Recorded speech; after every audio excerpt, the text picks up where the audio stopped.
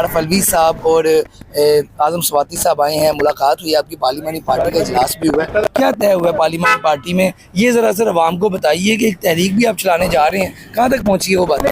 बिस्मिल्लाहिर्रहमानिर्रहीम। देखें जी, पार्लिमानी पार्टी में आज तशरीफ़ लाए थे अलवी साहब और साहब हमारे सदर हैं। तो हमारी पार्टी में यही मीटिंग हुई थी आइंदा के लाए अमल के लिए, इमरान खान की रिहाई के लिए।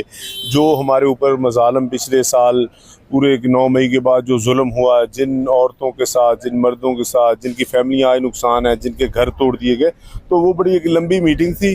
तो हमने फैसला क्या हुआ सर, ये बताएं सर। फैसला ये हुआ कि हम इमरान खान साहब के साथ खड़े हैं और डटकर खड़े हैं, और हम उनकी रिहाई के लिए हम तहरीक चलाएंगे। सर तहरीक जो आप चलाने जा रहे हैं, एक तरफ आप मुज़ाकरात करने के लिए दावत दे रहे हैं, दूसरी तरफ आप तहरीक चला रहे हैं, तो फिर ये मामला तो ख़राब नहीं होंगे? देखिए जी, मुज़ाकरात जो है वो बिल्कुल खान साहब ने कह दिया कि हम डट के खड़े हैं। बिल्कुल मुज़ाकरात जो किसी ने करने हैं वो खान साहब के साथ ही करने हैं।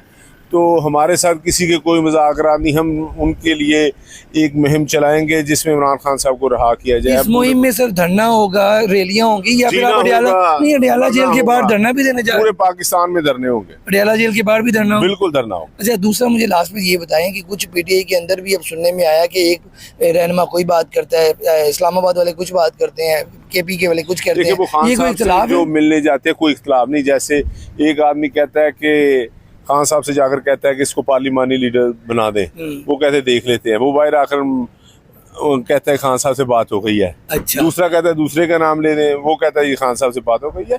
लेकिन खान साहब का जो फैसला है वो इस पार्टी का फैसला है। लास्ट में मुझे आपसे ये भी राना साहब बताइएगा कि जैसे आरिफ अलवी साहब आए हैं, वो कह रहे हैं कि जी बातचीत होगी, भटके हुए को आ जाना चाहिए, तो ये जो राब्ते आप मीडिया के सामने की कर रहे हैं, कहीं इनडोर बैकडोर राब्ता हुआ है किसी से? देखिए कोई अलवी साहब ने किया, उन्होंने कहा मीडिया के जरिए राब्ता हो रहा, तो हम भी कह रहे हैं भटके हुए को ठीक हो जाना चाहिए। हमारी भी यही है। आपको अच्छा, पता है भटका हुआ? अच्छा, पंजाब में ये बता दें कि मरियम नवाज साहिबा जो है वो बजट आने वाला है, और बजट के वाले से क्या कहेंगे, क्या उम्मीदें आपको भी, आप भी जमींदार भी हैं? देखिए जी, ये मैंने पंजाब के जो गंदम का बहरान आया था उसमें मैंने तकरीर की थी। मैंने कहा ये 800 अरब अगर किसान का अगर यहाँ पर डूबा नुकसान हुआ तो मईशत पूरी 3 माह में बैठ जाएगी।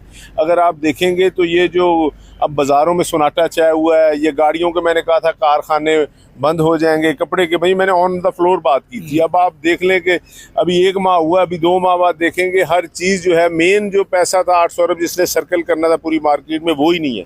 तो निज़ाम बजट में क्या आप देख रहे हैं, बजट में अवाम के ऊपर ही बोझ डलेगा, या कुछ लगता है आपको मरीम नवाज साहिबा एजुकेशन का बेड़ा गर्क करने जा रही हैं, 15,000 स्कूल प्राइवेट करने जा रही हैं, ठेके पर देने जा रही हैं।